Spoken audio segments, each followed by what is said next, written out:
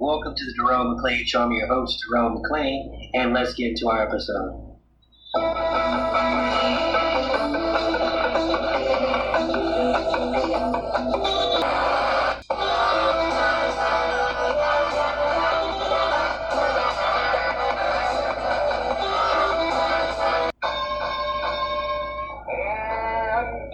Intelligentsia, the endem of sarcasm, the nutty professor, to your whack-ass marmalade. It's T-Bone from T-Bone and Chick Brew in the morning. Now available in podcast format. Simply search for the T-Bone and Chick Brew podcast, available wherever fine podcasts are sold. Welcome to the Jerome McClain Show, independent media that won't reinforce tribalism. We have one planet, nobody is leaving. So let us reason together. Remember, we were going to start doing a segment on the show, so it's called So You Think You Can Debate. Believe it or not, it has actually been very difficult to find people who want to debate a topic publicly on the show. I do get a lot of people when I comment on social media who are willing to debate. I get people in my direct messages who are trying to debate an issue. But when I call people, or give people the opportunity, I should say, to debate it in long form, the audio, 45 minutes or so, people are not interested.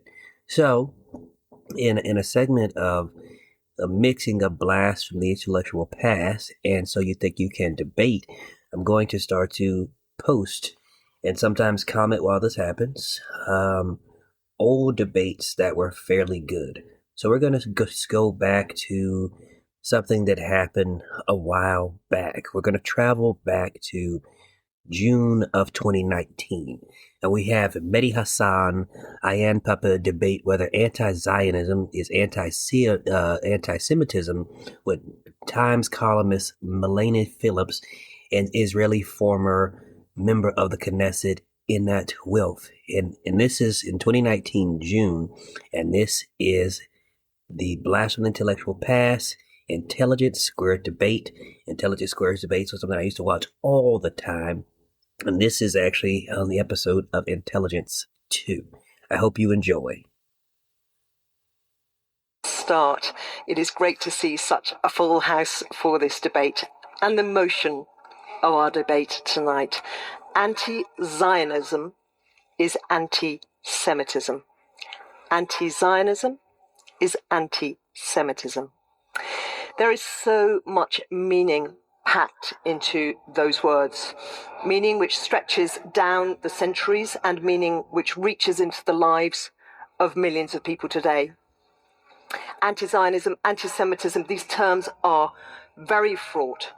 Anti-Zionism, often defined as opposition to the existence of a state, of a Jewish state, in the territory defined as the historic land of Israel or Palestine. I'll repeat that. Often defined as opposition to the existence of a Jewish state in the territory defined as the historic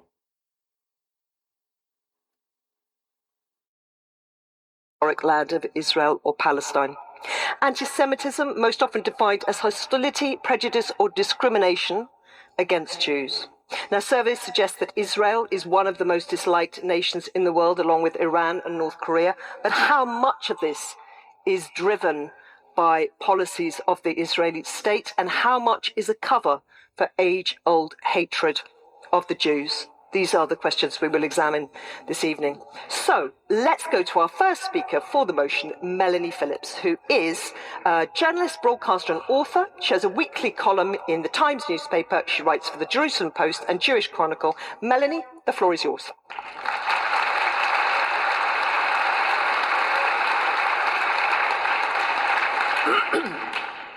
Ladies and gentlemen, I never visited Israel at all until the year 2000, and I never wanted to go there. It didn't sound the kind of place which had anything to offer me. So, when in the year 2000 I objected as a matter of sheer rationality and justice that while Israelis were being blown to bits in buses and cafes during what was called the Second Intifada, they were being called Nazis for dealing with the perpetrators, I was astounded to be immediately attacked as a Jew I was accused immediately of dual loyalty, of being too Jewish, and of waving the shroud of the Holocaust to sanitize the crimes of Israel. Well, I think you can see the same pattern in today's Labour Party crisis over anti-Semitism, in which anti-Semitic motifs about Jewish global conspiracies are conflated with attacks on Israel. At one meeting, Jeremy Corbyn noted of two Zionist opponents in the audience that despite, quote, having lived in this country for a very long time, they don't understand English irony, using the smear that as British Jews, they didn't actually belong in Britain. The Palestine Solidarity campaign is riddled with anti-Semitic comments such as that the Paris Bataclan massacre was a false flag operation to increase support for Israel, or that Kristallnacht was instigated by communist and Freemason Jews to promote war against Germany. Today, a German neo-Nazi group has linked to the BDS movement, noting with approval its efforts to isolate the Zionist aggressor state in defense of the rights of Palestinian people. The language of BDS and the far right is interchangeable.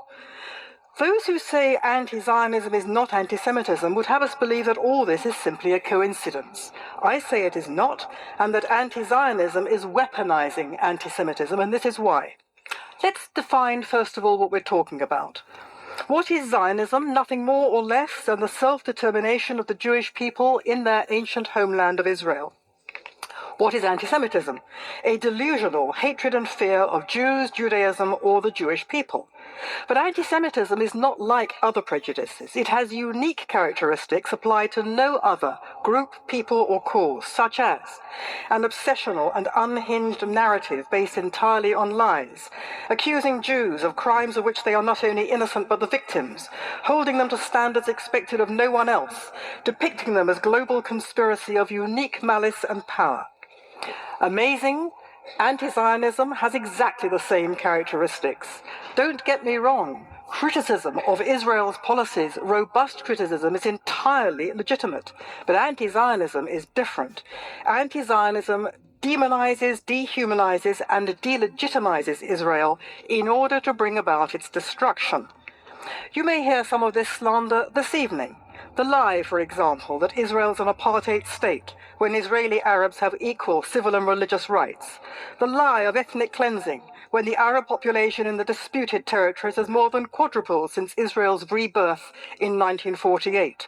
The lie that the Israelis are willful child killers, when they in fact go to unique lengths to avoid killing civilians in their always defensive wars, and when the ratio of civilians to fighters that the Israelis kill is at least 3 or 4 times better than any other country, including Britain.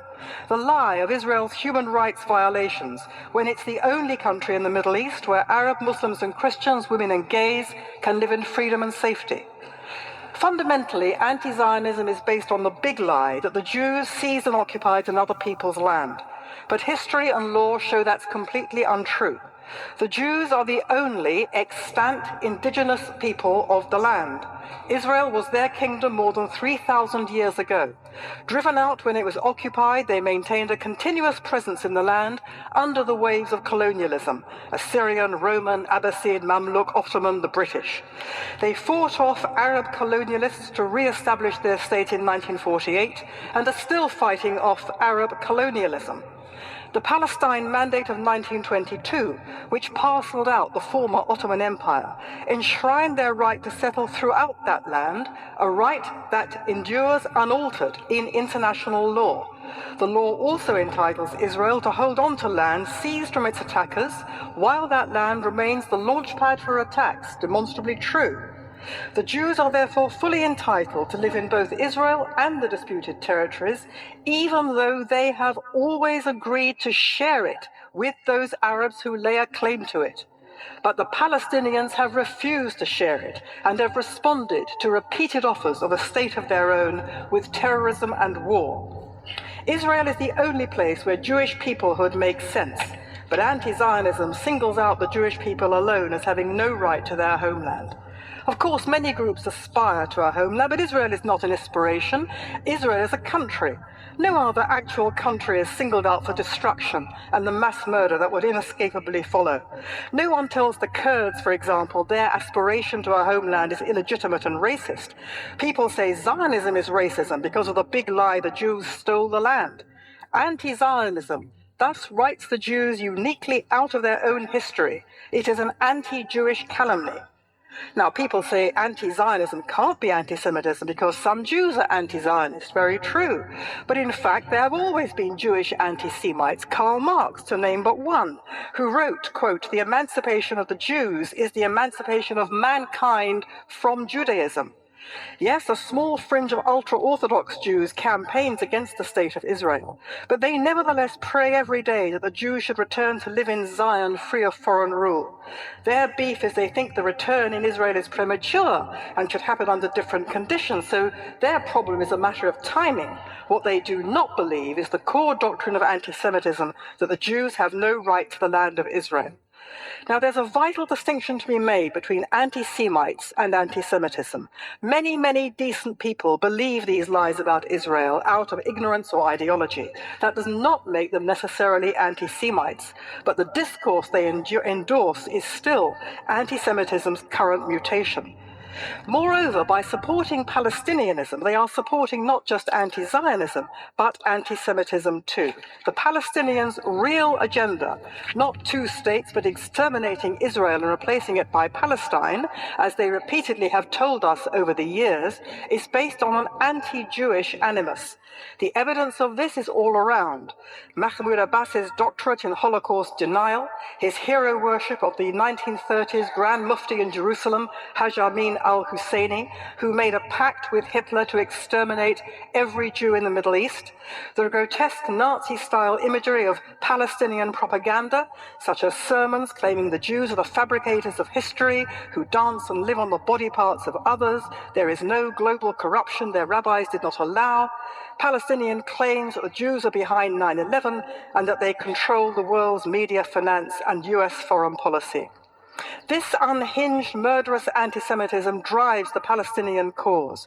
Does anyone therefore seriously suggest that people in this country who support this cause and who say that the Jews were behind 9/11 and controlled the world's media, finance, and US foreign policy, that this really is just a coincidence?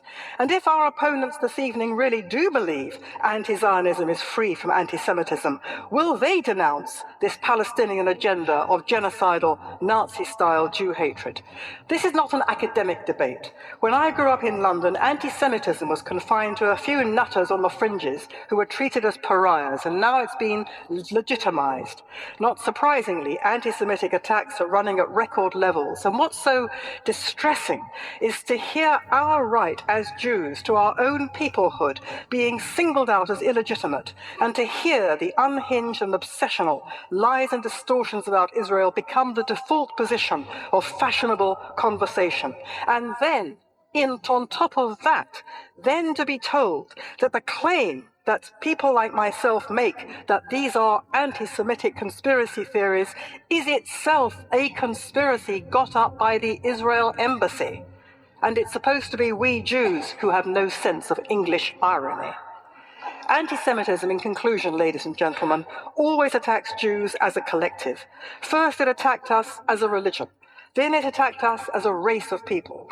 Now it attacks us as a people, as the collective Jew in Israel, with exactly the same characteristics as Jew hatred through the centuries.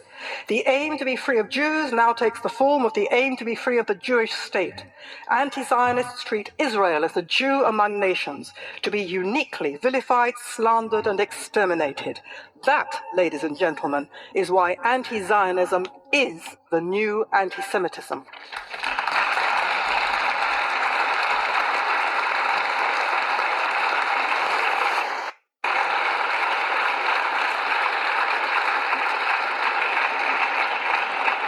Thank you, Melanie. So now, our first speaker against the motion, Ilan Pappé, is an Israeli historian, an anti-Zionist activist, a professor at the University of Exeter. He has challenged traditional versions of Israeli history. Ilan Pappé, you have the floor for 10 minutes.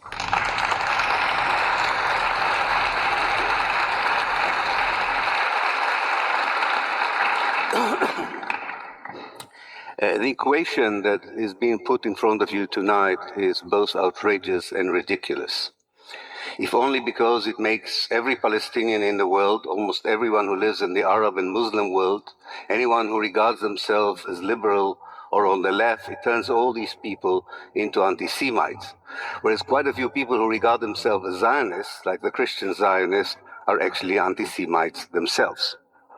But it is important to challenge it because it was used with some effect to stifle the debate on Palestine in the West. This allegation is used in order to prevent the promotion for positions of power of politicians known for the long-term support for Palestine. By defaming these politicians as anti-Semitic, official Israel and its supporters worldwide hope to bring them down, as in the case of Jeremy Corbyn, or delegitimize them, as in the case of Ilhan Omar in the American Congress. So this is a good opportunity and an appropriate venue to say loud and clear that if you are against Zionism, or if you define yourself as I do, an anti-Zionist, you are not anti-Semite, or in my case, a self-hating Jew, which my doctors told me is an incurable disease and I would have to live with for the rest of my life. I will make 5 points, one long one and 4 or 5 short ones. Anti-Semitism is an old, ugly attitude that demonizes Jews because of who they are and led in the past to horrendous policies of discrimination and genocide. It still prevails today, and despite the passing of years, it's basically not changed much. Its origins are deeply rooted in the Christian faith and were adopted in more recent years by right-wing supremacists and some extreme Islamic groups. Anti-Zionism, on the other hand, is a new phenomenon, as is Zionism, and dates back to the 1820s, when, as you know, Zionism began as a Christian project before it was a Jewish project. And then it was part of an internal debate within evangelical Christianity. Anti-Zionism then was a moral position against romantic nationalism and Christian fundamentalism that today we call Christian Zionism. Christian Zionism is an evangelical belief that the return of the Jews to Palestine would precipitate the second coming of the Messiah, the resurrection of the dead, and the conversion of the Jews to Christianity or their barbecuing in hell. Now, these barbecuing Christians, who are very important, are anti-Semites who want to get rid of all the Jews they don't like and get in return the only Jew they want, Jesus Christ. It's a double bill. They are today the most important base of President Trump and his ilk, and they are the most important Zionists in the US, providing immunity for Israeli policies on the ground. When Jewish activists and intellectuals adopted Zionism in response to anti-Semitism in the late 19th century, their antagonists were mainly other Jews. They were either Orthodox Jews who saw a premature return to Palestine as tampering with the will of God and regarded as a heresy the substitution of rich monotheistic religion with the ideologically poor modern idea of romantic nationalism. So they were definitely not anti-Semites. Other Jews believed that supporting universal ideologies such as liberalism or socialism would be the answer, and if they had to move geographically from anti-Semitic environments, they preferred to go somewhere else, mainly to the US, but not only to the US. They were also not anti-Semites. When Zionism became a settler colonial movement on the ground with the building of Jewish colonies in late Ottoman Palestine and during the British Mandate, the Palestinian national movement perceived Zionism as an existential threat to the indigenous people of Palestine, a fear that turned to be valid as transpired with the 1948 ethnic cleansing of the people of Palestine during the Nakba. Opposing the Jewish settlers and their plans for the Palestinians' homeland was not anti-Semitic but anti-colonialist, very much as the Algerians objected to the colonization of Algeria. A small group of the Jewish settlers became anti-Zionist themselves when they consented to live within Arab Palestine as guests but not as colonizers, as was advocated to them by Mahatma Gandhi in the 1930s, and because of that position, he was never honored with a street named after him in Israel, not even a small pathway or a staircase. After the creation of the State of Israel in 1948, anti-Zionism as an anti-colonialist ideology continued to inform the Palestinian national movement's vision and strategy, as is manifested in the PLO National Charter that called for the establishment of a democratic secular state in Palestine that would respect all three religions.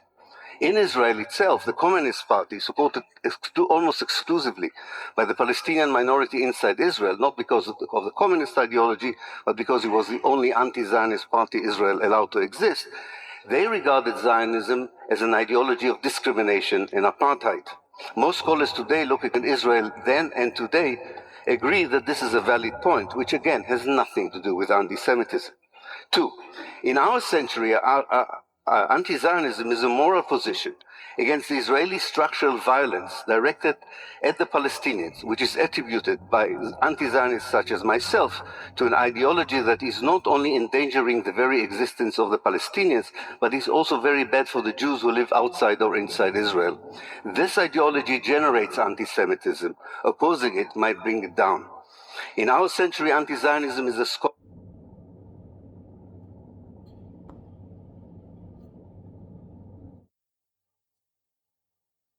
position, a moral stance, and a vision for the future. As a scholarly position, it frames Zionism as settler colonialism, similar to European settlers movement who went to the Americas, South Africa, and Australia, encountering indigenous people and removing them in order to create new homelands for themselves.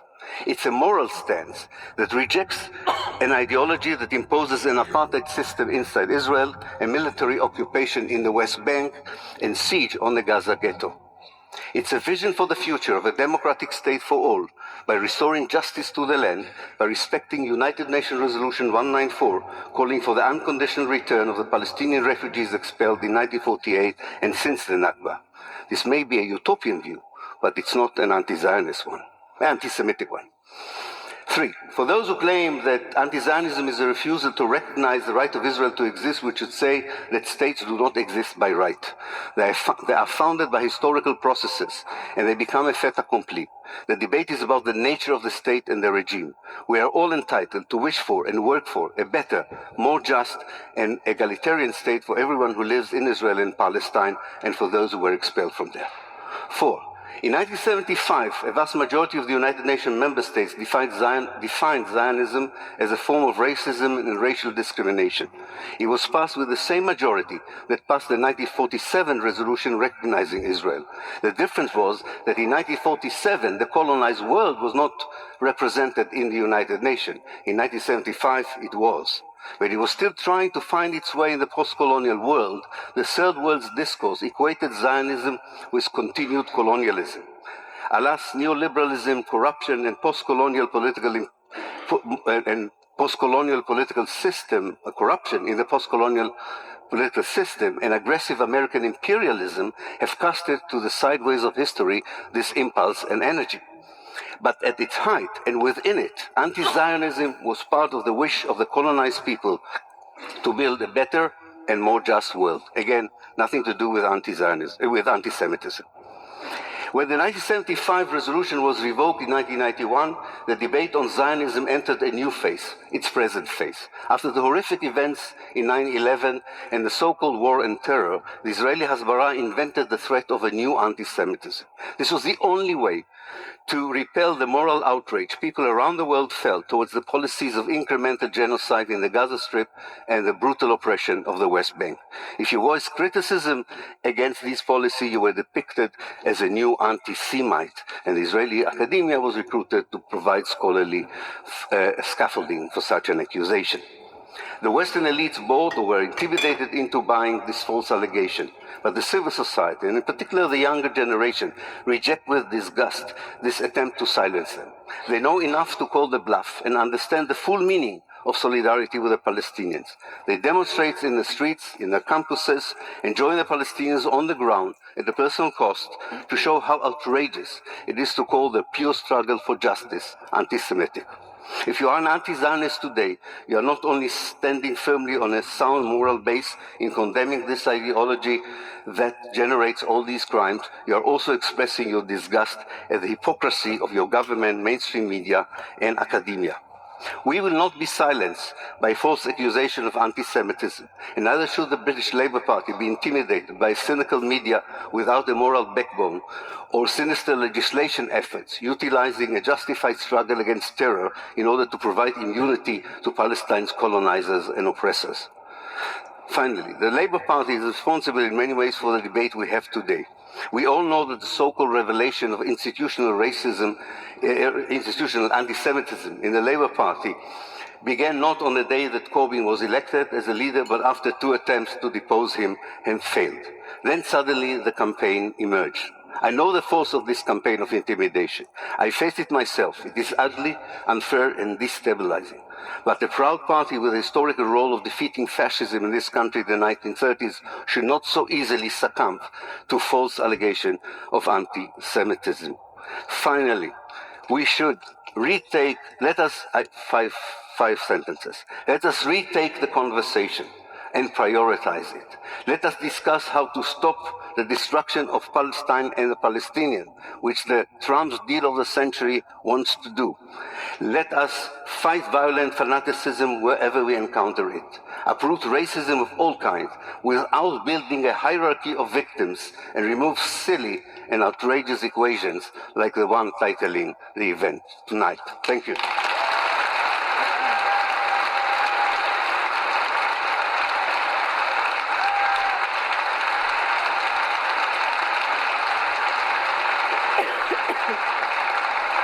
Thank you, Ilan.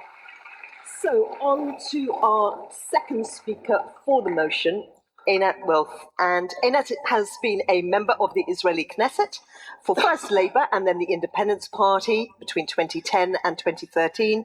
And she has written extensively on Zionism. Einat, the floor is yours for 10 minutes. Thank you.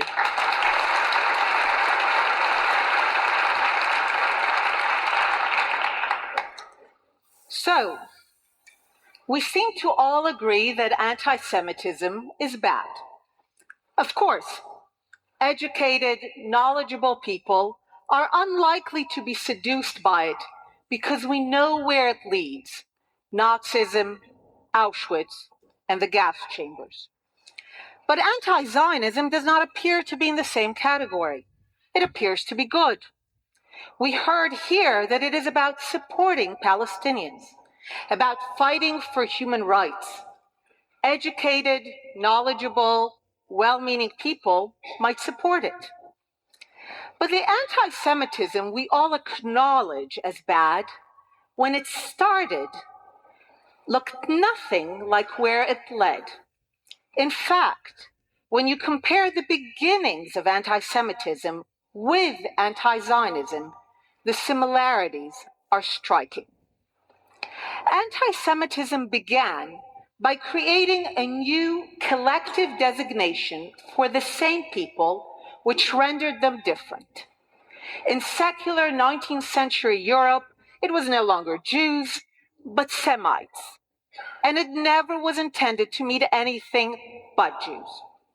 In the Soviet Union, who claimed to not notice different religions and peoples, Jews were designated as Zionists. And today, in the West, in the UK, Zionists, Zios. The designation is then described as having essential, immutable, loathsome qualities. In Christian Europe, we were Christ killers. To the Nazis, we were an impure race. To the Soviets, we were capitalists and imperialists. And today, the state of Israel is the ultimate violator of human rights. It is described as born in sin. It is guilty by its very nature of the crimes of racism, apartheid, ethnic cleansing, Nazism, genocide. The designation of the group and ascribing of essential evil qualities is always given the aura of rationality and respectability by relying on the greatest source of authority of a given era: religion in pre-modern times, science in the modern era, human rights in our own. The aura of the greatest authority is necessary because the collective transformation of the Jews into a loathsome other requires that one be willing to twist reality, if not outright ignore it. It is only by appealing to the authority of religious doctrine that all Jews living in the 12th century could be collectively designated as the killers of Christ, over 1,000 years earlier. It is only by appealing to the authority of a perverted science that the very Jews who contributed to European society could suddenly be considered as endangering its racial purity. And it is only by appealing to a perverted version of human rights that Zionism and Israel could be designated as its greatest violators. It is only by perverting the idea of human rights that those who were actually ethnically cleansed from every part of the Arab world could be accused of ethnic cleansing. It is only through this sort of perversion that the people who repeatedly said yes to partitioning the land into a Jewish state and a Palestinian state could be described as those who stand in the way of a two-state solution. And it is only through this perversion that in an age when the idea of the nation is still tied for almost all states to the idea of a common history, language, ethnicity, and remnants of religion, Israel is singled out as uniquely deviant. But why go to all that effort to single out a group and distort reality?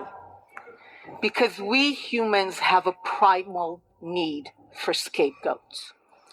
And for whatever reason, my people have been the designated scapegoats for so many and for so long. For medieval Christianity, we stood between a brutish and nasty world and salvation. For Germany, for Europe, we stood between them and glory. For Stalin, we stood in the way of communist utopia. And today, why bother fighting colonialism and its aftermath? Easier to designate Zionists as colonialists and blame them. Why do the hard work of fighting racism in its many manifestations across all societies? Easier to designate Zionism as racism and apartheid and blame it. Why acknowledge the tremendous difficulties of living up to the ideals of human rights? Designate Zionism and Israel as its greatest violators and blame them. But the problem with human scapegoats is that unlike ancient animal ones, humans might resist their sacrifice a bit more. And we can't have that happen, can we? So action must be taken to reduce their resistance. How? Strip them of their defenses. Push them to the margins.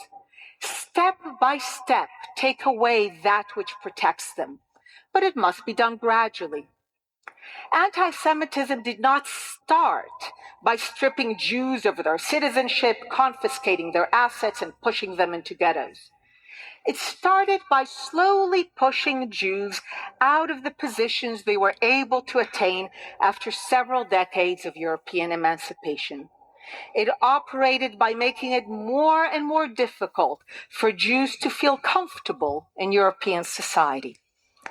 Anti-Semitism also lured Jews into dropping their defenses, preventing them from organizing against the coming danger, telling them that if they were the good kind of Jew, for example, in Germany, those who fought for Germany in World War I, they would be spared. They were not. Note how anti-Zionism operates now. Its main targets are the two places where Jews have organized most effectively for their defense: the State of Israel and the pro-Israel lobby in the US. The legitimacy of both is relentlessly and uniquely questioned. Jews, now designated as Zionists, are increasingly pushed out of certain spaces. Jewish students in the US are slowly pulling out of universities known for their virulent anti-Zionism. Liberal activist Jews are finding they are increasingly unwelcome in progressive circles. Jews here in Britain are finding they can no longer be in the Labour Party, their traditional political home, wondering if they might one day have to leave the country altogether. Anti-Zionism also lures Jews to give up their defenses. We heard it here. Why don't we all live together in a single state? Yes, we know that nowhere in the Arab world have Jews ever been treated as equals and were violently ethnically cleansed when they dared raise their heads. Yes, we know that binational states, certainly in this region, but not only, descend into bloody mayhem. But we assure you, this one will work. Just forgo your insistence on having your own state where you control your defense. Anti-Zionists also insist on their respectability. They will try to convince you that the fact that the targets of this new form of virulent hatred bear a striking resemblance to those who were targets in previous times is sheer coincidence. They will insist that the fact that the charges against this group appear like variations on the ancient themes of anti-Semitism is sheer coincidence. They might even convince you they are fighting anti-Semitism, but the old, easy-to-identify kind, which we already know is bad. And this is where it all comes together. In the past, waves of Jew hatred and anti-Semitism did not arise from something that those who were hated actually did. It arose from a crisis in the society of those doing the hating. And in an age of crisis, especially a crisis of identity, when we're no longer sure who we are, what we stand for, we desperately need certainties. And there are few greater certainties in this world than that the Jews did it. And so the Zionists are designated as a collective group, which happens to coincide with the group previously known as Semites and Jews. They are then ascribed the most loathsome qualities of our time by appealing to the great authority of our era, and then they are slowly subject to a process designed to strip them of the means of resisting their ultimate role as scapegoats for the crisis of the era. And when that process would be complete, the scapegoat could finally be sacrificed in the vain hope that in doing so a better world would emerge. It never does.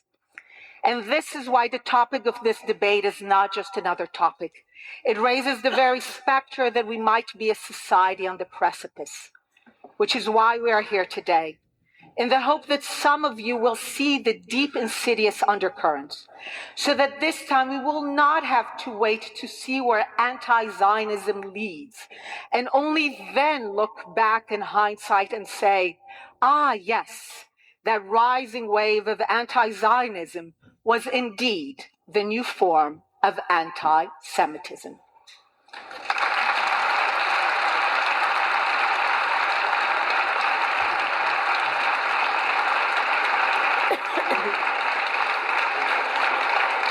Einat, thank you. And to our final speaker, who is our second speaker against the motion, Mehdi Hasan.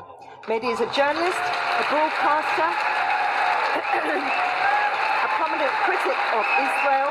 He's a host on Al Jazeera English, and he's a columnist on the US online magazine, The Intercept. Mehdi, the floor is yours for 10. Stay with us. We'll be right back. Has anybody ever told you you were over-opinionated? How about this one? You can talk about everything you like, but don't talk about religion. Don't talk about faith. Don't talk about politics. My name is Jerome McClain, host of Jerome McClain Show, and I want to introduce you to a show called Over-Opinionated with my friend from Southwest Virginia, Josh Scott. Josh has always been told he has been over-opinionated. He always tried to hold back these opinions, but he tried to back them up when he had to say something with facts and logic. Since he's grown up in many ways, he had to change a lot of his views and his opinions, as a lot of people should. He's not a millionaire from Fox News or CNN. He's just a hard-working, blue-collar type of guy.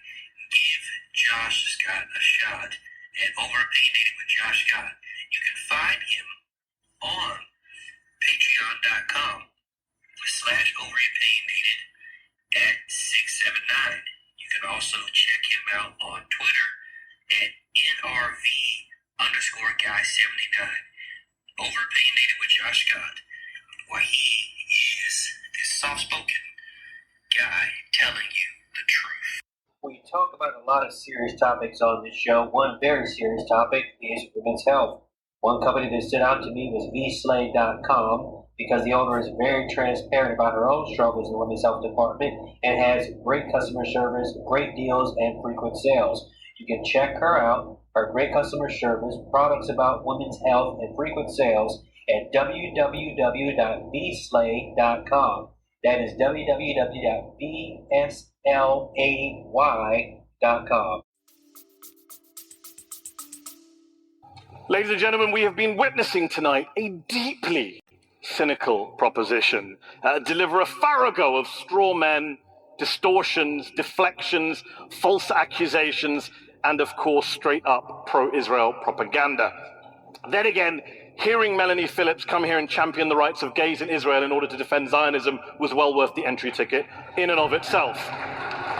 So let's be clear about what this motion is tonight, because it's the motion you all have to vote on in good conscience. The motion says, quote, anti-Zionism is anti-Semitism. It doesn't say some anti-Zionists are anti-Semites, which is true.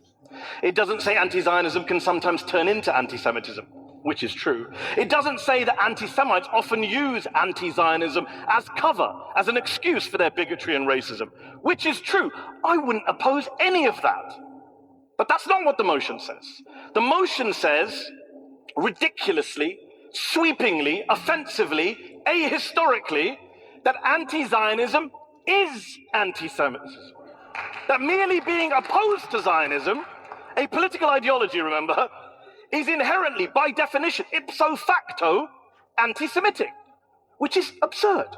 Think about the implications of voting for that tonight. You'd be saying every anti-Zionist is a bigot, a racist, and an anti-Semite by definition. Even the many Jewish and Israeli anti-Zionists. So Ilan, Jewish historian, born and raised in Israel, served in the Israeli military. He's an anti-Semite. That's what they want you to believe. That's what they want you to vote for tonight. So is the former Speaker of Israel's own parliament, the Knesset, Avraham Berg. Melanie would say he's a self-hating Jew. So is my Intercept colleague, Naomi Klein, the acclaimed author and climate change activist. So is Noam Chomsky. He's an anti-Semite as well. They want you to vote for them and say that the thousands of Haredi, ultra-Orthodox, anti-Zionist Jews who oppose Zionism for religious theological reasons, they're anti-Semites too. That's what they want. That is what they are asking you to vote for tonight. It's absurd and it's ahistorical.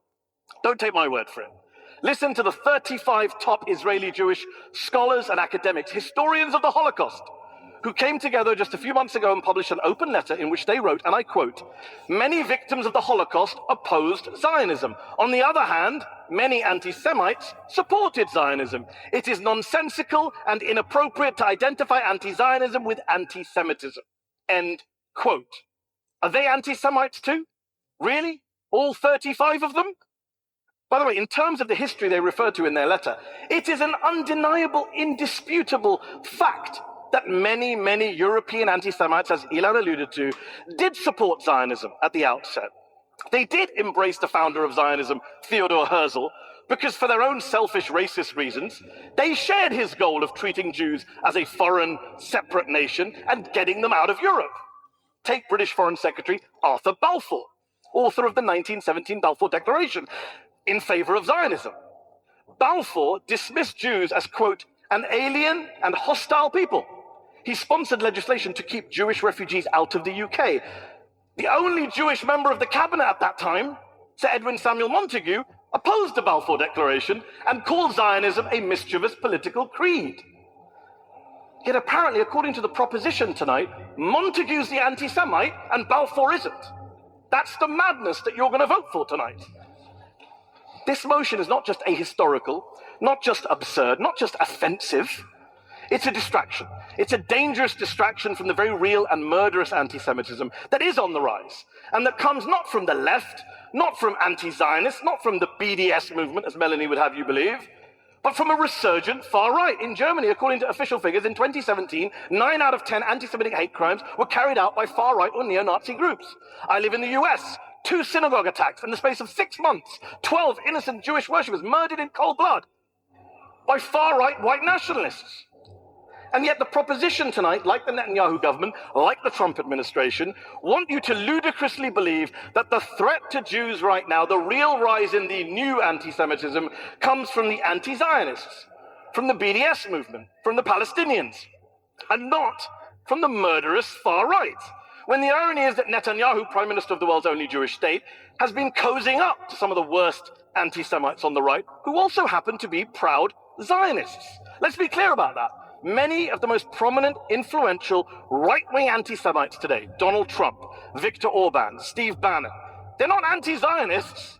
They're hard-right, hardcore Zionists and pals of Netanyahu. Let's also just deal with some of the canards we've heard tonight from the proposition. Einat mentioned that it's anti-Semitic to suggest Israel is born in sin. Every black American I know says to me and says to everyone else that the United States was born in sin. Slavery was a sin at the start of the United States. No one accuses them of being anti-white racists or anti-American racists. It's just a statement of historical fact. They say the proposition that when you oppose Zionism, you're denying Jews and no one else a right to self-determination, which is just flat false. Not every nation or ethnic group wants a state, gets a state, has a state. Ask the Kurds, ask the Catalans, ask the Scots. There are more than 5,000 ethnic groups in the world today, but only 193 member states at the United Nations. Take the Druze, an Arab ethnic minority group. 100,000 or so live in Israel. Do they have a right to self-determination? If they create a Druze state inside of Israel, is Einat okay with that? If Einat says, no, you can't have a Druze state, is she racist towards the Druze? National self-determination doesn't always correspond with statehood. Melanie says, it's not racist for the Kurds to aspire to statehood. She's right, it's not. But the flip side of that is true as well. The British government, the American government, most of the EU governments do not support Kurdish statehood. Does that mean the British government, all of us, are racist towards the Kurds? People have legitimate debates about where state lines should be drawn, which states should be created, how those states exist. It's not racism or bigotry to have that legitimate debate. It can be, but it's not by definition. The issue is not whether Jews deserve a homeland or have a historic connection to the land of Palestine. Of course they do. The issue is whether those historic and religious claims justify creating and expanding a Jewish majority state in which one ethnic group is privileged over another, while another group is permanently disenfranchised, dispossessed, and subjected to endless military occupation. That's what we're here to oppose tonight. Nothing more, nothing less. And has the proposition even stopped to ask what it means to say to that oppressed group, the Palestinian people, to say to them that you're either a Zionist, you either subscribe to the ideology of your oppressor, or you're a racist? What kind of choice is that?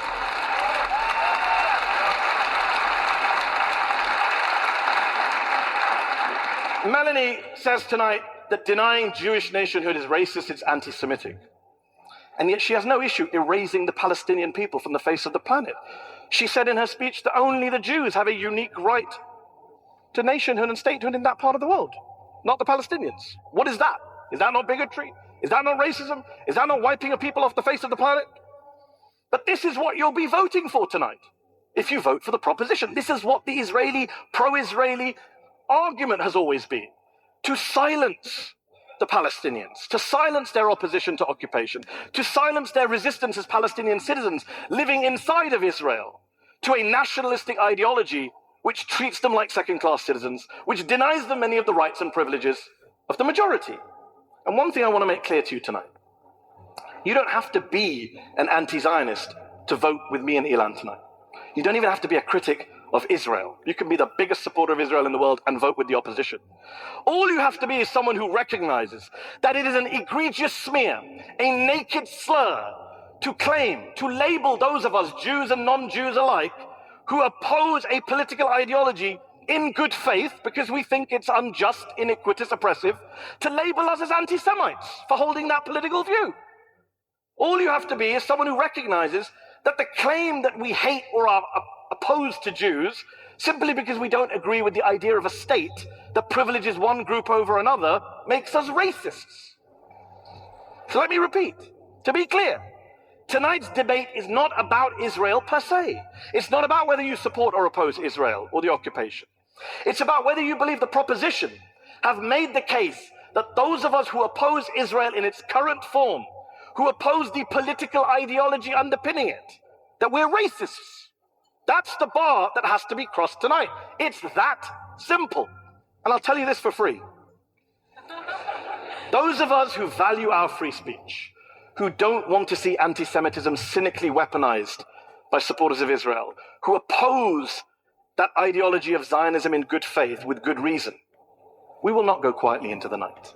We will not be silenced. We will not be bullied. We will not be cowed. We will not be smeared. So, ladies and gentlemen, stand with us against this unjust, inaccurate, irresponsible, dishonest, ludicrous, simplistic, sweeping motion which conflates Judaism, a great and ancient religion, with Zionism, a very modern political ideology, and in doing so risks emptying anti-Semitism of all meaning. Ladies and gentlemen, stand with us tonight. Oppose this awful motion.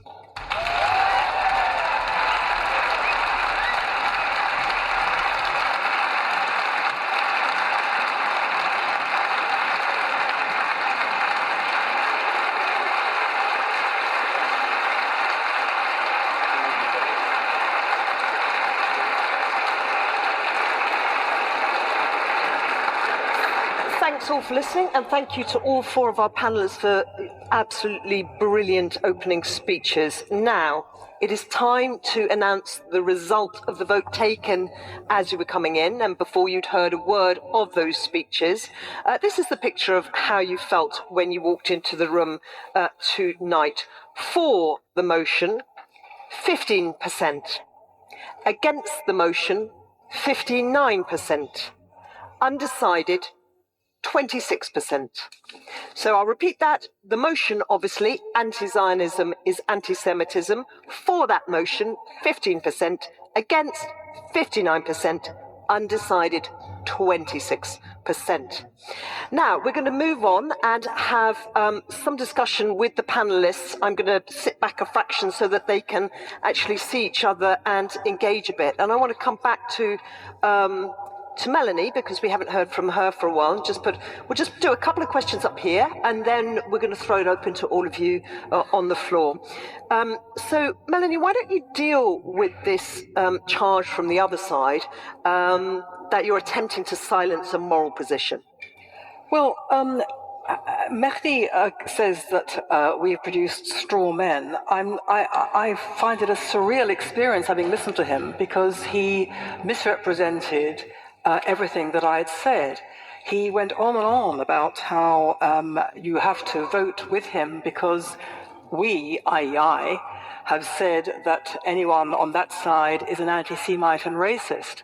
I'm sure you, ladies and gentlemen, heard me say very explicitly that I was certainly not saying that.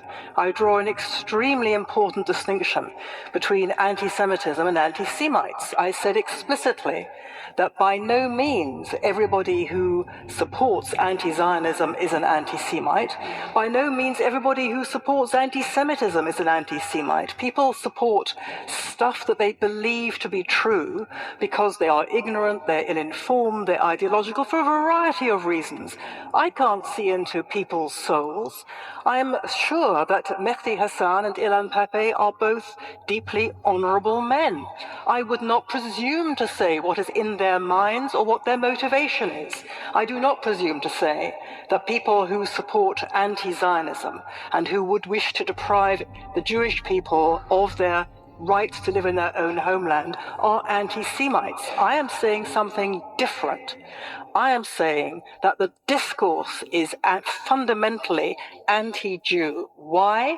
Not because Israel, the Jews alone are entitled to a state in the land of Israel. Again, Mehdi says I said that. I certainly did not say that. You, ladies and gentlemen, will have heard me say explicitly and in terms that the Israelis have always agreed to share the land with the Palestinians. Right, so they have been offered a state of their own in 1936, in 1947, and on repeated occasions in the 2000s, and their response has been to the offer of a state of their own, living in peace and harmony alongside the Jews of Israel. Their response has been terrorism and war. I would dearly love to see that happen, a state of the Palestinian Arabs living side by side. I don't think it's going to happen, but that's another story. But it is simply a wicked lie to sit here and grotesquely reverse what I have said. Melanie, okay, we've heard that. Now, Ilan, coming to you. You talked about ethnic cleansing of the Palestinians. We heard Einat say Jews have not been equal in the Arab world anywhere. So who's doing the ethnic cleansing, and do you accept that point? Oh, I accept the point that after the creation of State of Israel, the Jews of Iraq were expelled from Iraq under an agreement between the Israeli government and the Nuri Said government, because Zionism didn't want the Jews of Iraq to stay in Iraq, and neither did the nationalist Iraqi government want them there.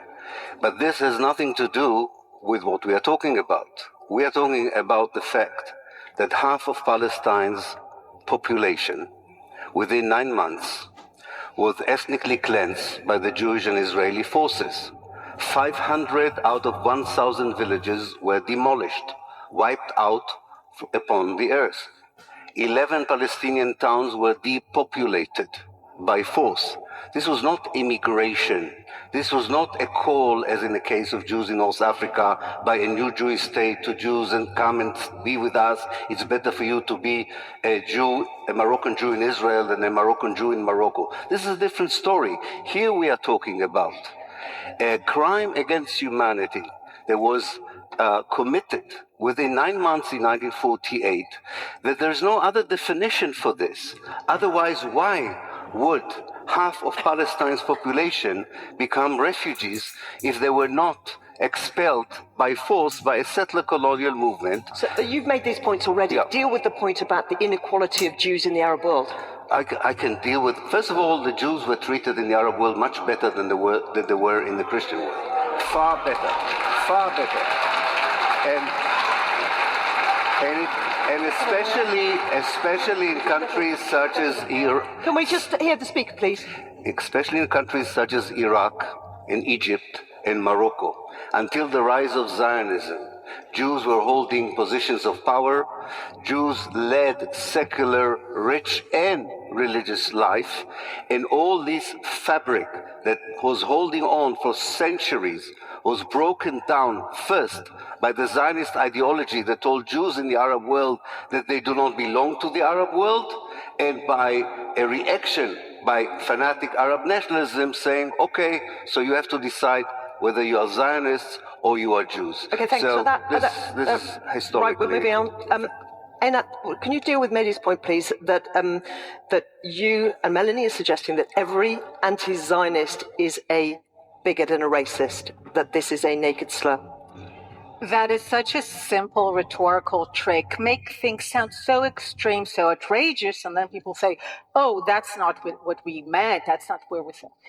The motion is very clear. And again, this is not an academic debate. The topic here tonight is not just anything, any policy.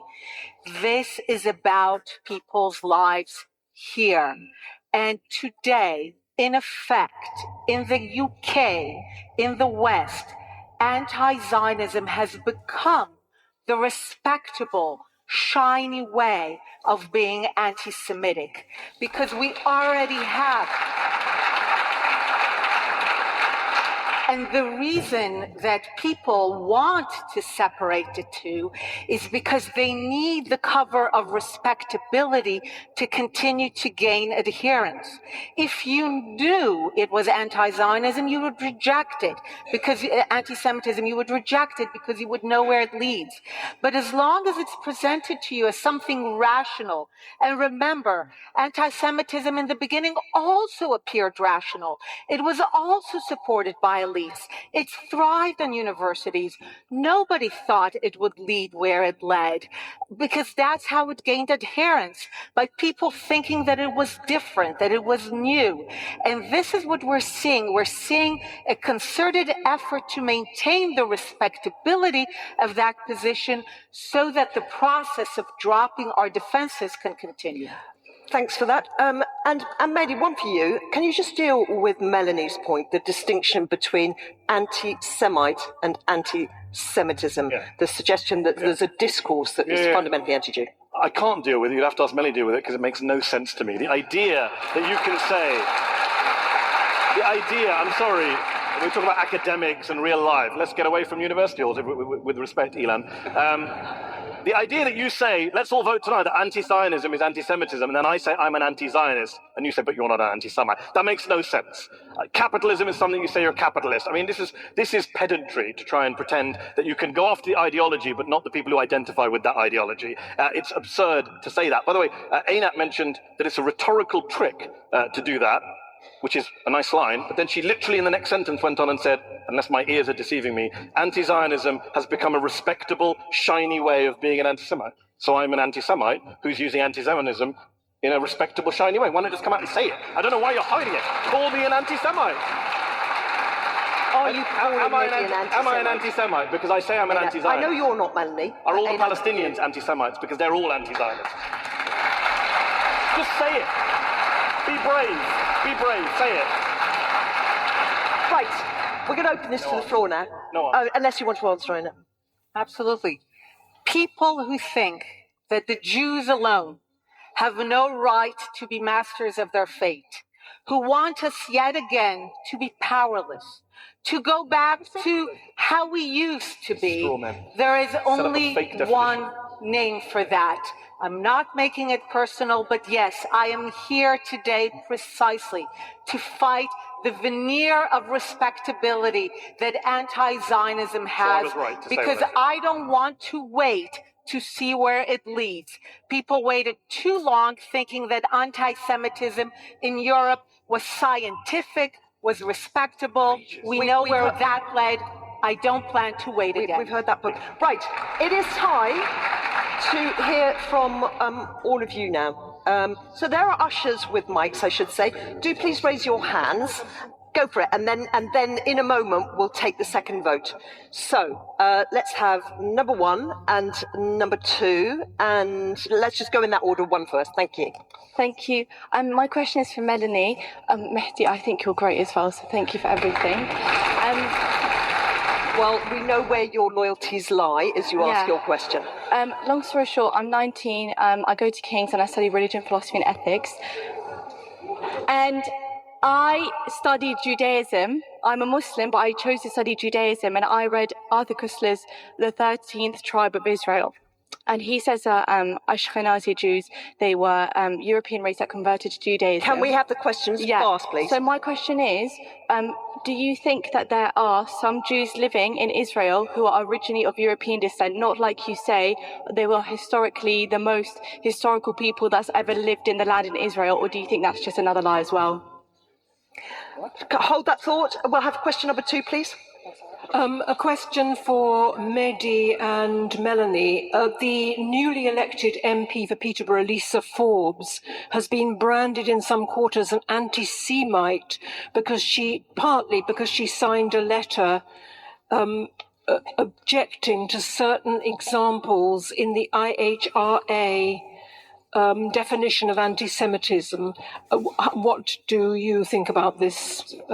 Thanks for that. Okay, let's deal with those questions first then.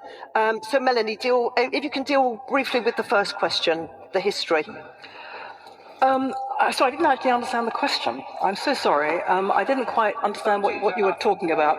Were you saying that some Jews are not Jews? Is that your point? No, that they're not are converted Europeans. You were saying that Jews, they're the most they are the longest people who have lived there for the longest time historically, but some Jews have converted from European Christians to Jews. So actually they weren't the longest people that lived there because they used to live in Europe. Okay. So maybe Palestinians were the longest people that have lived there because they were living in Europe. Okay, can we just have we need to get through quite a lot of answers. I'm so sorry. Short, quick answer. The simple answer to your question is that the Jewish people are the only people for whom the land of Israel was ever their national kingdom, several hundred years before Islam was invented and the Arabs invaded. And that is the point I was making. They are the only people for whom Israel is their national kingdom. The fact that many Jews haven't lived there is self-evidently true, but that is not the point. The Jews are entitled to the land of Israel because that is their ancient historic homeland from which they were dispossessed by waves of colonial invaders and which they have got back from colonialism, and which some people think is actually that they should not be able to do that. That's the point I was making. Okay, thanks. So look, like I said, sometimes I'm going to insert in here. So this is a ridiculous claim that was just being made.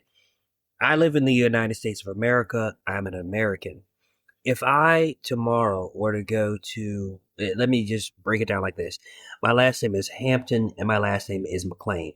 There is both a Hampton, Virginia, and there's a McLean, Virginia. There's also Hampton and McLean, other things all around the United States of America. If I were to step in any of those lands and say, because of my last name, I historically have a right to this land because the land was stolen from said Hamptons or McLeans, and I am the predecessor, the ancestor of these people, would anybody take that to claim to be serious? No, they would not, and no, they probably should not. And here's my other point of contention here. If the Native Americans who we took the land from in the United States of America, if they all showed back up and said, we own everything, every part of the land that we had, would anybody in America take it seriously? No, we would not. I can go past the Native Americans, or let's say a bit of forward to them. If the British showed up and said, you guys are 13 colonies, the 13 colonies belong to us, you invaded, you took over our land, you belong to us, would anybody take the British seriously? No, they would not.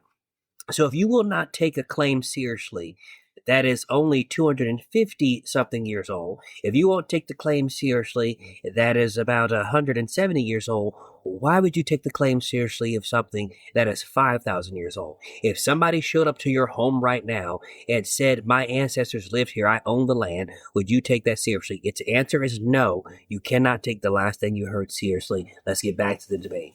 Thanks for that. We're not going to spend more time on the deep history right now. Coming to the Peterborough question, Mehdi, deal with that. We were asked for views on the letter. Yeah, I don't know about the letter. I do know that I don't live here, so I don't follow Labour politics as much as I used to, but I do know that Lisa Forbes liked a Facebook post which referred to Theresa May's Zionist slave agenda or some such formula. In my view, that's clearly anti-Semitic. She has her excuses. She says that she didn't read the text. She was trying to support a video that was in solidarity with New Zealand victims. Each to their own, whether they believe her or not. I don't know Lisa Forbes. I don't know anything about her. All I can say is that statement saying Theresa May has a Zionist slave agenda is clearly anti-Semitic. It's where, quote-unquote, anti-Zionism does go into anti-Semitism. I think I opened my speech by conceding that I've never denied that there are anti-Zionists who become anti-Semites. You've answered that question. Number 4, please. Can we stand up? Sorry. Yes, I'm standing now. Thank you. Can we have some questions to our other two speakers now? Speakers, for the motion, I'd like to ask you to comment on Nakba and how do you think Palestinians should be dealing with the consequences of Nakba? Thank you. Thank you. And down at number 1. I'm going to take a couple together to get through some more. We're running out of time. Hi. Well, to paraphrase Bret Stephens and Peter Beinart, anti-Zionism is not anti-Semitism, but it might as well be, practically speaking.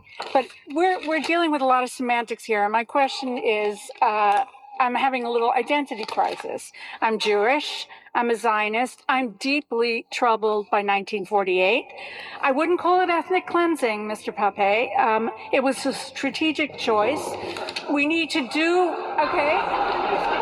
It was a strategy because it was a time of war. My question is, why are we this is almost masturbatory, you should pardon the expression. What is the solution? We're all thinking kind people. What is the solution? Who's your question to? All of them. Okay, I'm going to ask that one. That one can be for Ilan. What's the solution? And we had, someone up here, yeah, we were going for. Yeah, number 3, please. Hi, this is a question for the opposition. Why is Israel singled out as a human rights violator in the United Nations, by the Labour Party, by many other entities, as compared to so many egregious violators of human rights, including in the Middle East? Why is it consistently singled out? Is that not a form of anti-Semitism? Thank you for asking a question. That's great. So, Einat, I want to hear from you first on the question of Nakba, which is, who would like to just define Nakba the best for us? Ilan, you're the historian. About what? The Nakba? Yeah. Can you define the Nakba? Oh, the Nakba. Okay. Very, very quickly. I want to ask Einat the question. Okay. Just give us the historical definition in a sentence. Yeah. The Nakba is an operation of ethnic cleansing, which was a systematic expulsion of the Palestinians in order to de-Arabize Palestine and create on its ruins a Jewish state. In 1948. In 1948, but okay, thank you. No, it's important to say. The Nakba continues because only 50% of the people were expelled and only 80% of the land was taken. The Nakba continues every day in Gaza, in Nablus, in the Galilee, in the Nakab, and we should have a discussion about the destruction of Palestine and not about the nonsense that we're hearing here tonight. Obviously, this is the Palestinian term for what happened in 1948. It means catastrophe. Einat, I'm not sure if you accept that definition we just heard from Ilan, but anyway, deal with the question. That was not a definition. Okay, But the story is very simple. The Arabs of the land, the Palestinians, could have had again and again and again a state of their own. They could have had it in half of the land, in 80% of the land. But every time when they were told, you can be masters of your fate in part of the land, but in another part, the Jews will be masters of their fate, no longer inferior to you, no longer submitting to you. Their choice again and again and again to the present has been to fight for all. They have again said, if we have to live next to sovereign Jews, better to fight until they are not there at all. And I will say this again, when you fight us, 3 years after a genocide, and you wage a genocidal war, telling us that we have no right to defend yourself, then we will fight you back. We will defend ourselves. Okay, and right, we are we're leaving that. We're leaving that there. This land. That's enough. But if you are telling us that it is you've made your all point. or nothing, You've made the point. then you sometimes have nothing. Mehdi, why is Israel singled out? Yeah, I don't accept the premise of the question, obviously. It's interesting you should say that Israel's singled out. There's a little R going out. Well, if you're watching this on YouTube, go back on YouTube and see that the first Intelligence Squared debate I did was not about Israel. I came here a few months ago to talk about the Kingdom of Saudi Arabia and its human rights abuses. So before I even turned up for Israel, I came to condemn Saudi Arabia. And this, I get it. There are lots of UN resolutions condemning Israel. I get that. But if you look at actual practical sanctions, there are no sanctions on Israel from Western countries for human rights abuses. There are against Syria, there are against Russia, there are against Iran, there are against North Korea. So no, I don't think Israel's being singled out. I'd actually like to see sanctions put on Israel so it's treated like other human rights abuses. Consistency, single standard. Right. I want to give everyone on the panel an opportunity to answer the question that we had from down here, which was, what is the solution? So a moment for optimism, but literally only a moment each. Melanie, can you go first? 2 sentences, please. What is the solution? It depends what the problem is. If you define the problem in the Middle East as a contest between two people with the rights to the land over the boundaries of that land, then you end up precisely where we are. But in my view, that's not the situation at all. The real situation is different. If you want a solution to the real problem, you have to stop the 100-year attempt to exterminate Israel as a nation state of the Jewish people and to exterminate the right of the Jews to live in Israel as their own sovereign country. That is what the situation is in the Middle East. However you like to reframe it, that is what the problem is. If you want a solution, you have to stop people trying to commit a genocidal assault upon the right of the Jews to live in their own country. Once you stop that, you've got the solution. Thank you. Ilan, what is the solution? If you could just give me 2 sentences, I'd be grateful. The only viable solution is to change a reality where between the River Jordan and the Mediterranean, you have now 12 million people, 6 million Palestinians without any human rights and civil rights, and 6 million Jews with all the privileges in the world. Only one state that ensures equal rights for everyone, regardless of their nationality, religion, race, or gender, is the only solution. And the return of the refugees that have been expelled. Yes, because the region is known for having so many of those states. The only response is for the Arab world to finally say something very simple: welcome home. To accept us as an indigenous people who are in their land, to accept us as equal claimants to the land, not exclusive, not superior, but people have an equal right to finally be masters of our fate in a land of our own, in part of the land, next to Arabs who will be masters of their fate in part of the land. That's the only way to live together. And Mehdi. I'm always amused. Einat made a crack in her speech, and now again that we know what binational states are like in the Middle East. I'm always amused when Israelis say this, because last time I checked, 20% of the Israeli population is Palestinian. So it's already a binational state. We just want to give the Palestinian part of that state equal rights. Every year, Arab MPs, Palestinian citizens of Israel in the Knesset, almost every year, put a bill forward to turn Israel into, quote, a state for all its citizens. And every year, the president of the Knesset, last year he did it, will not allow it to even reach the floor for deliberation. So tonight I ask Einat, Melanie, do you support an Israel for all its citizens? Because I do. We can call it Israel, call it whatever you want, but just give it a state for all its citizens. It is a state of all its citizens. No, it's not. Very simple. In fact, they literally blocked a bill. The Supreme Court blocked the bill. You're gaslighting, Einat. The Supreme Court blocked the bill to make it a state of all its citizens. You know that. You're a former member of the Knesset. Okay, you've both had your say on that. Right, now we're going to go for our final statements from our speakers on the panel, summing up speeches to be made seated and to last no longer than 2 minutes. In fact, do you know what, all four of you, if you could just kind of keep them really tight, if you can get them down to less than 2 minutes, I would be grateful. We're going to go in reverse order, so Mehdi, you first. Ladies and gentlemen, if you still haven't voted, I want you to think of two groups of people when you are voting, for whom opposing this crude, cynical motion is so important, so crucial, so personal. The first group, of course, are the Palestinians.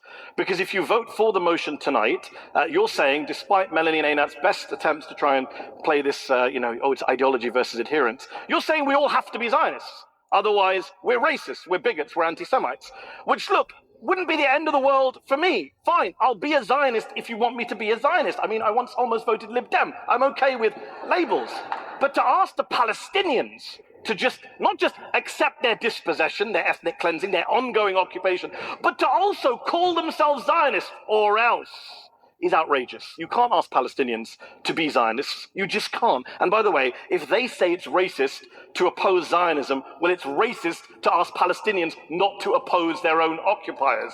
And look, if you don't care about the Palestinians, still vote against the motion tonight, because there's another group of people you'll be throwing under the bus if you vote for this motion, anti-Zionist Jews. People like Ilan, like my colleague Naomi, like Noam Chomsky, like the Haredi.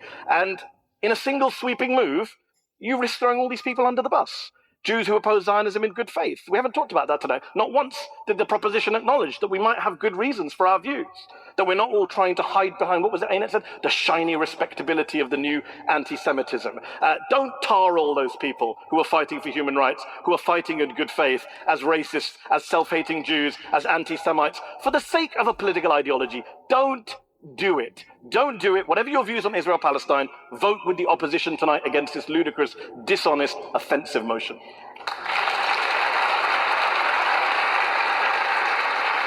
Einat, now your closing statement for the motion. I doubt there's a lot of good faith here, and I have to say, if Zionists such as myself can support Palestinian self-determination, I see no reason why the reverse should not be also asked.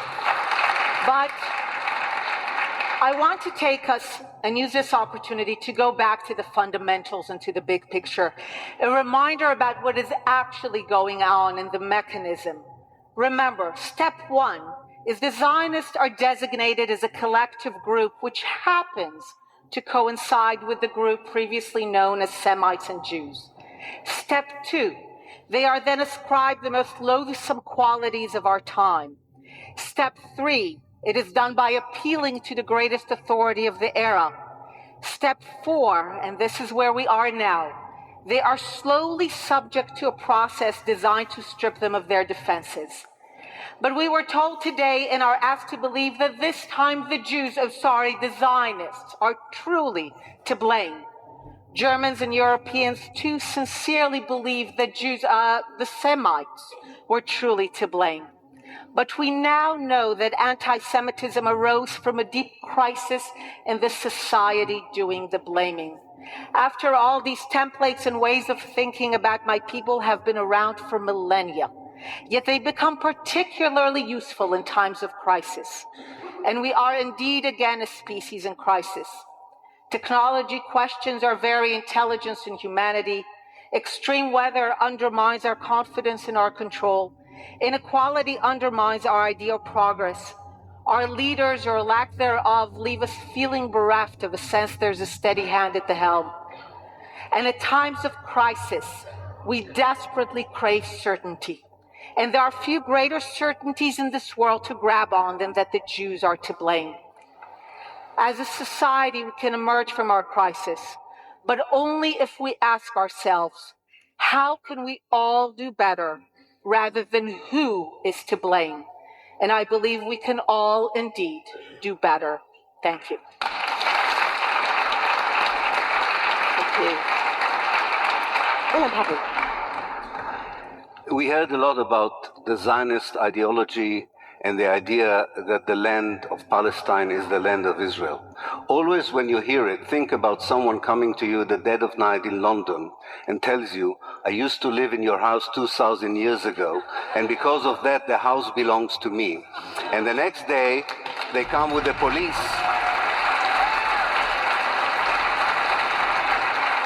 And the next day, they come with the police who says, they have a right, you have to give them half of their house. Zionism was a settler colonialist movement that was running away from persecution, but it wanted as much of Palestine as possible with as few Palestinians in it as possible. This was the aim of Zionism in the late 19th century. This is the aim of Zionism today. We are all entitled to go through the same process that happened in South Africa. We are entitled, as Jews and as Palestinians, to live in one democratic state where everyone is equal, and stop and reject an ideology that claims that some people are equal and some people are not. I'm asking you, for the sake even for Jewish communities around the world, because settler colonialism in Israel will become worse as the century will continue. For the sake of the people who live here and the sake of the people who live there, we are entitled to have the same kind of democracy that everyone else has without Boris Johnson. Thank you.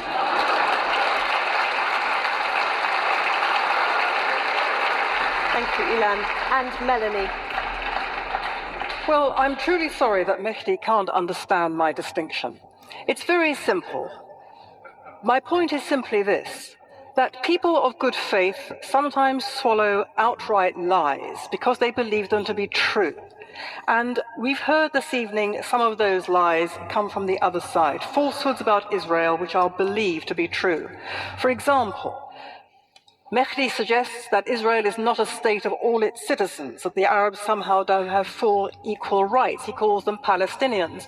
Perhaps Mehdi doesn't also understand that 20% or so of Israel's population are Israeli Arabs. Israeli Arabs have full equal rights. You can see them in the Israeli parliament. You can see them in the Israeli courts. You can see them in the Israeli universities. What Mehdi says, what Mehdi means when he says that he wants a state of all its citizens, he wants a state of Israel which is not Israel anymore, which is not a Jewish state.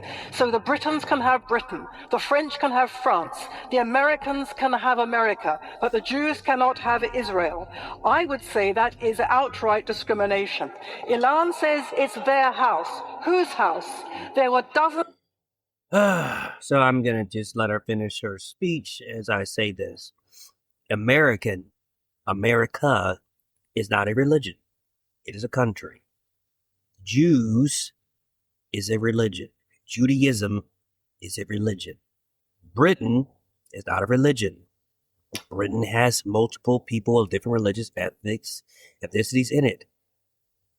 And why this is a hard point is because either the person is being dishonest and it's weapon-grade gaslighting, or they don't understand the fact. As far as I know, every place that I know that is a theocracy is a place that I would not actually want to live in. Saudi Arabia, Rome, Israel. Back to the debate. Until the year 2000. The Britons can have Britain, the French can have France, the Americans can have America, but the Jews cannot have Israel. I would say that is outright discrimination. Ilan says it's their house. Whose house?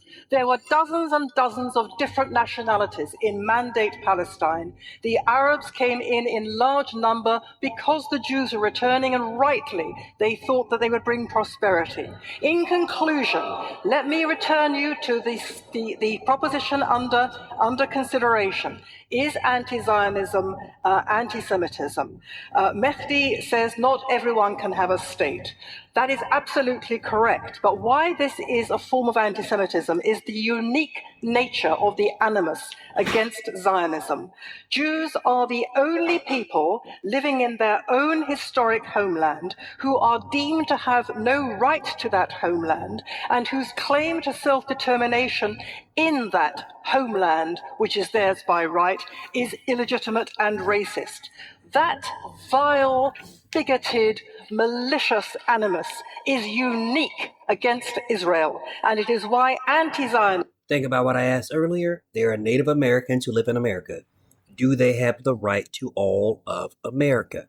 There are Mexicans who live in Texas, who, when Mexico used to be a part of Texas, do they have a right to all the land? Remember the Alamo, etc., etc. Louisiana was bought from who?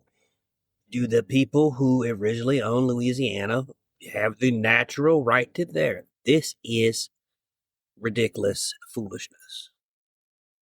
Is the unique calumny against the Jewish people, and it has exactly the same unique characteristics as anti-Semitism.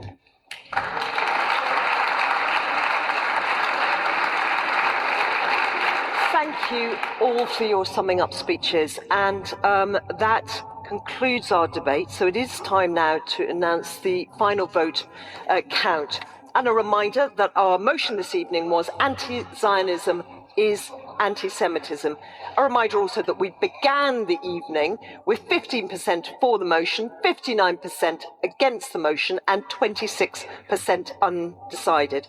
After 90 minutes of debate, we end as follows: 19% for the motion, 76% against the motion, and 5% undecided. So the motion this evening has been defeated. This House does not believe that anti-Zionism is anti-Semitism. And there we have it. Intelligence Square debate going back to 2019 is anti-Zionism a part of anti-Semitism? And this is still relevant. A question that we are challenging today after October 7th, where there was a vicious and violent murder against innocent Jewish lives at a music concert. Vicious stuff. And this has launched us into this debate again. What is anti-Semitism? What is anti-Zionism? Who are Palestinians? What is Palestinian statehood? How do we respond to our Jewish brothers and sisters? How do we respond to our Palestinian brothers and sisters? How should we respond as American citizens who have no control over the Palestinians? We don't fund them. How should our money respond to the Israeli government, who we do support? So on and so forth. These are difficult questions. And sometimes when we face these difficult questions, I find it very helpful to go to the past. And this wasn't the long past. This was a debate that happened again in 2019. I think I've told people on the show before I do have a sort of a bias. The favorite teacher who saved my life was a Jewish woman by the name of Rosalind Hoffman, who saw I was a kid who was frustrated, who just needed a chance and a voice. And that Jewish woman bought me a bunch of books, loved me and sheltered me, and so I always had a bit of a bias towards secular Jewish people. And when I saw them being attacked, I responded to their defense. But I did use a word there, and I want people to be conscious of the word I use. Secular Jewish people. This woman was not an Orthodox Jew. She was not a conservative. She, in fact, was a very liberal Jewish American woman. Me and her had our first point of contention when she was voting for John Kerry. She got me registered to vote, and I was going to vote for George W. Bush. While she respected my right to be able to vote, she thought I vigorously was going to vote for the wrong person. I have come to believe that she was correct and I was wrong. And I think I've expressed that on several different shows now. Me and her have never talked about this issue. Ever. So I try to respect the spirit of free inquiry and free dialogue like she did with me. When she thought that I was wrong to be about to cast my first vote for George W. Bush, and she was the one that went and took me and registered me to vote, she did something that I wish people would do. She did a mock debate amongst all her students who had just turned 18 and who was going to have the right to vote. She put a podium in her classroom, and the Republican students debated the Democratic students, libertarians included, and those undecided as well. We debated the issues, and that was our assignment for the day. Actually, that was our assignment for the week. And this spirit is why I presented this conversation.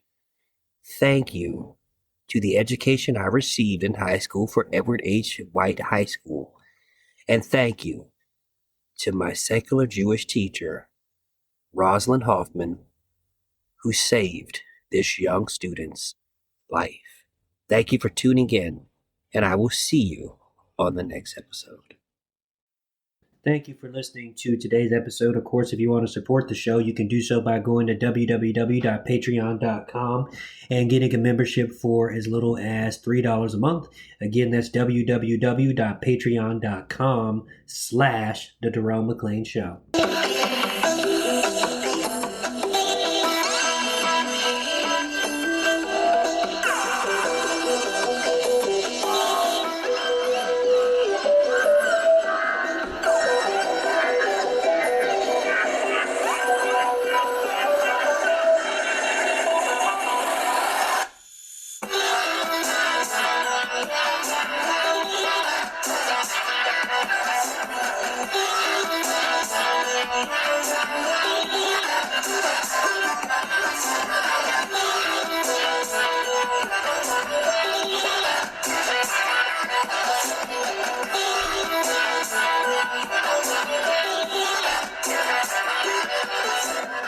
The Jerome McClain Show is fully listener-supported, independent media that won't lead you to tribalism. Get a membership and support independent media at www.patreon.com/The Jerome McClain Show.